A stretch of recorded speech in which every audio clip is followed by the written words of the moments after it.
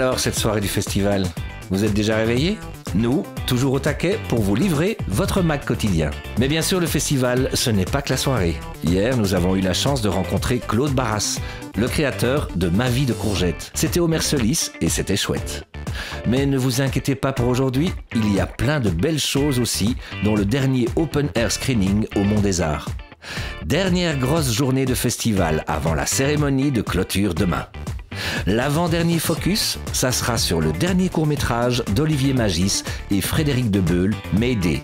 C'est parti! Encore une fois, on a bien fait la fête à la soirée du festival. Cette soirée à l'Insas est devenue un incontournable et on se marre toujours bien. Le plus fou hier, ça a été la rencontre avec Claude Barras, le créateur de Ma vie de courgette, qui nous a fait l'honneur de venir au festival. Un moment fort qui restera sûrement dans les annales du festival. Aujourd'hui et demain, au Brussels Short Film Festival, outre les compétitions nationales, internationales et Next Generation, vous pouvez découvrir une multitude d'autres programmes. Programme latino au Mercelis pour 17h. Si vous avez envie de voir les European Film Awards, rendez-vous au Mercelis à 19h pour le programme 3. À 21h30, double choix. Vendôme pour la compétition internationale 9 ou l'Open Air Screening au Mont des Arts. Si vous souhaitez revoir le programme de Very Short Movies, ça sera à 22h à Flagey. Demain, petite journée pour la clôture. Si vous voulez faire une dernière séance, ce sera au Vendôme à 17h pour la rétrospective On connaît la chanson.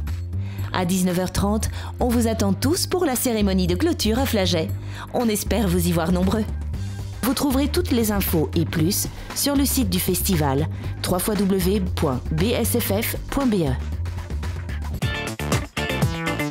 Un mot pour résumer le festival de court-métrage. Festif, je dirais. Convivialité, c'est le premier qui me vient à l'esprit. Et puis je sais pas, on peut pas dire les marques, non aussi? Je suis bien alors. Un son. Un son. Mais tu veux une onomatopée ou tu veux... Le son du... Vu que j'ai tendance à faire de la comédie, c'est le son du silence quand j'attends qu'une blague fasse rire. J'attends qu'on rigole et souvent ça vient pas, ou parfois ça vient et c'est très bien, mais voilà, c'est ce son-là que j'attends en général. Le son de la foule en fait.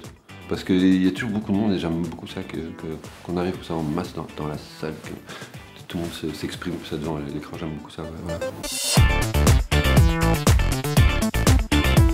Après avoir été assistant réalisateur au cinéma ainsi qu'assistant à la mise en scène au théâtre et au cirque, Olivier Magis se consacre à la réalisation.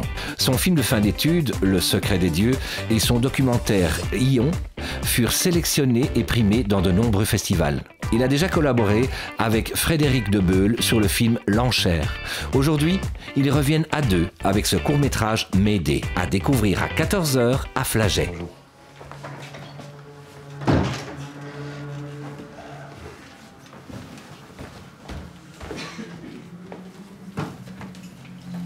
Asseyez-vous là. Venez, monsieur. Donc vous pouvez juste nous faire un bref résumé de votre film et pourquoi vous avez eu l'idée de faire ce film? C'est l'histoire d'une grande fatigue à Bruxelles, dans la recherche d'emploi par exemple, comment vivre à Bruxelles et subvenir à ses besoins. Et on est tombé sur une chouette anecdote qui nous a inspiré de faire une fiction qui raconterait ce malaise-là. C'était un choix vraiment décidé de faire une fiction ou vous avez pensé à le faire en documentaire? En fait, tu peux pas créer du documentaire sur base de rien. C'est-à-dire qu'on aurait dû presque du coup faire un documentaire où on partait d'un dispositif mensonger qui aurait été de faire venir des gens pour un travail qui n'existe pas. Ici, ce qu'on s'est dit, c'est plutôt l'inverse. C'est-à-dire qu'on a voulu donner un parfum documentaire au film, un film pleinement assumé de fiction avec une écriture fictionnelle, d'où les imperfections par exemple de jeu qui nous plaisaient ou des imperfections de cadre. On avait besoin de travailler, d'essayer de maîtriser en tout cas la fragilité du tournage.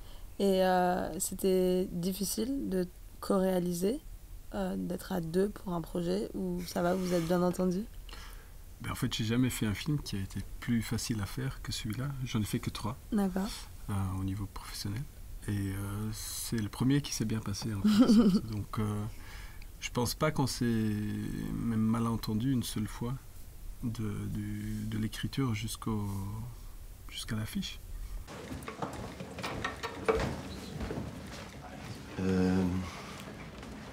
Je m'attendais pas à autant de monde, merci d'être là.